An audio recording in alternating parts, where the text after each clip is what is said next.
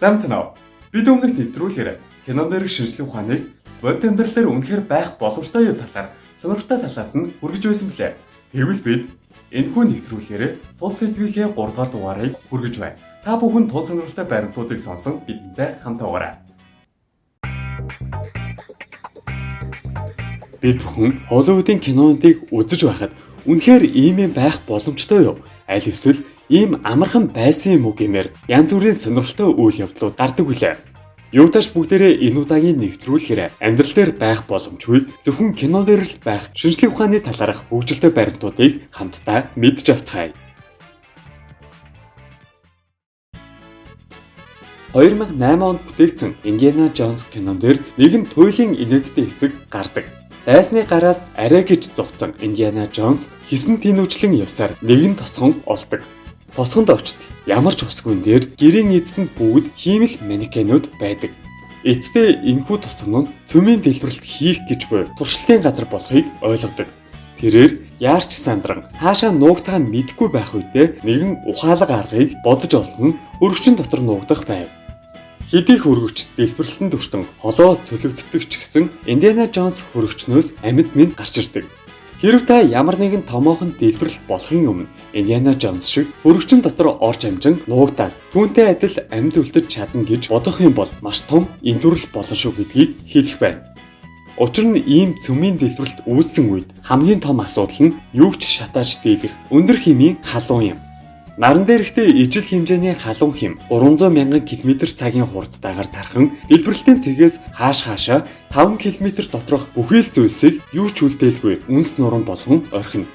Эцсээ Индиана Джонс тийм аимшигтай зүйлээс амьд гарах ямар ч боломжгүй гэсэн үг юм.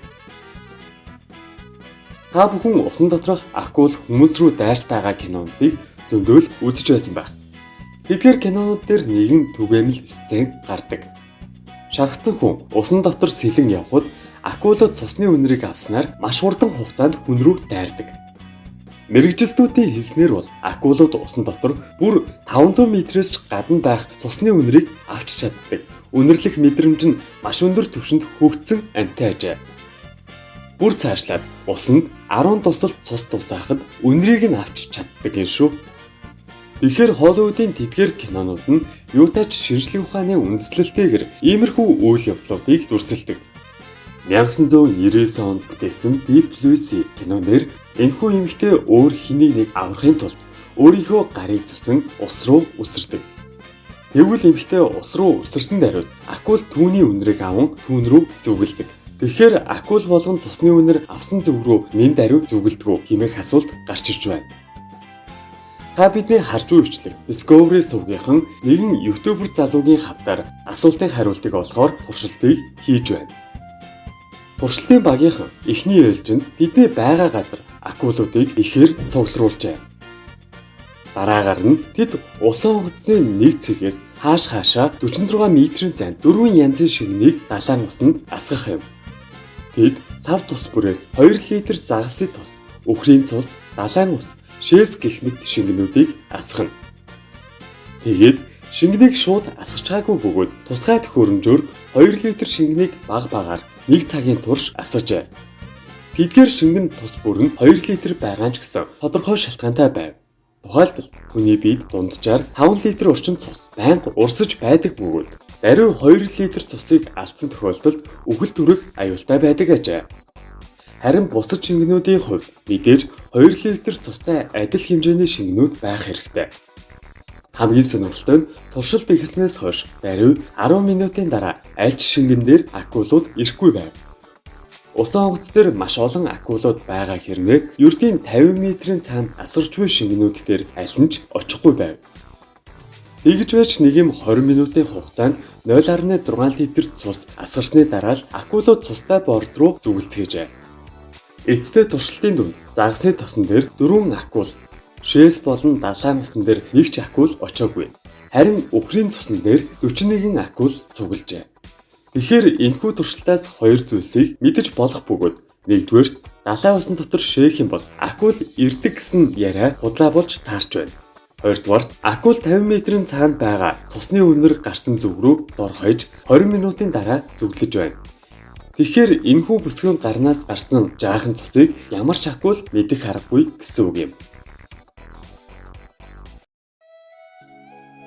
Та бүхэн бүгдээрээ 1997 онд бүтээгдсэн Джеймс Кэмерон найруулагч нь найруулсан Титаник киног сайтрах мэдэх билээ. Бодит үйл явдлаас сэтгэлэн бүтээсэн тус киног үзэхэд бүр яг л барилдад кино үзэж байгаа мэт сэтгэгдэл төрдөг. Тэр дундаа хөлөг онгоц жив зорчигчид амиа алдаж байгаа гэх мэт бараг бүхий л хэсгүүд нь үзэгчдийн сэтгэлд тодоос тод үлдсэн билээ. Тэр дундаа хамгийн их брэнд болсон хэсэг бол гол дүрүүлэх Джек хайртай бүсгүй Роузын амийг аврахын тулд өөрийгөө золиослохоос өөр аргагүй болдог. Тухайлбал Титаник хөлгөөс арай гэж гарan далай дээр хөвөн үлдэх Джек Роуз хоёр арай гэж нэгэн модон хавтан олж Роузыг дээш гаргадаг. Гэвч тэр хоёр хоёулаа дээш гарч чадалгүй Джек хүйтэн усанд хөвөөд байж байхаас өөр аргагүй болдог. Харамсалтай нь мөс шиг хүйтэн далайн усанд байсан Джек туслах багийнхан ирэхээс өмнө амьсгал хураадаг.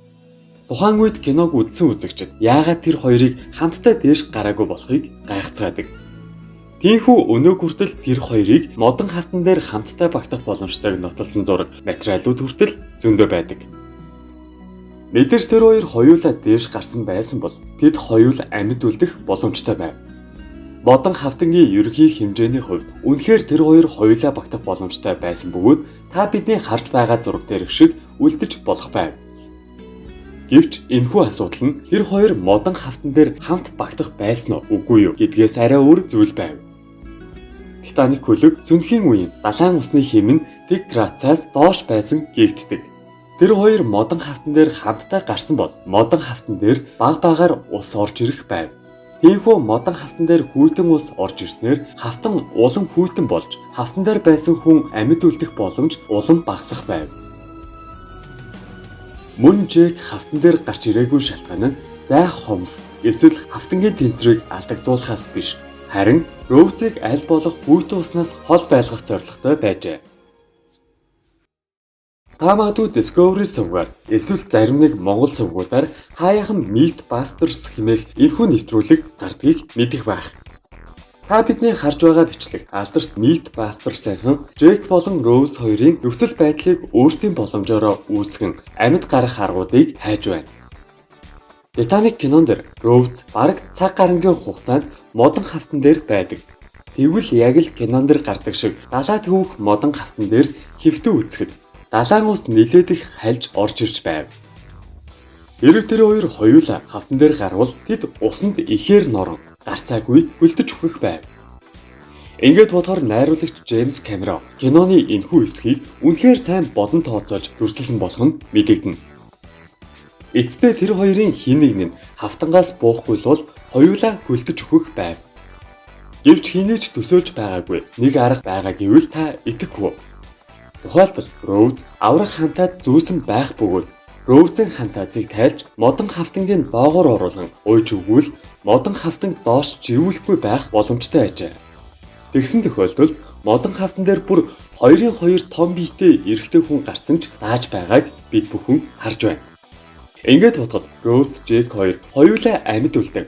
Титаник киноны төгсөлж мөн тис өөр байх боломжтой байв. Бидний бэлдсэн нэвтрүүлэг энэ хүрээд өндөрлөж байна. Анхаарал тавьсанд баярлалаа.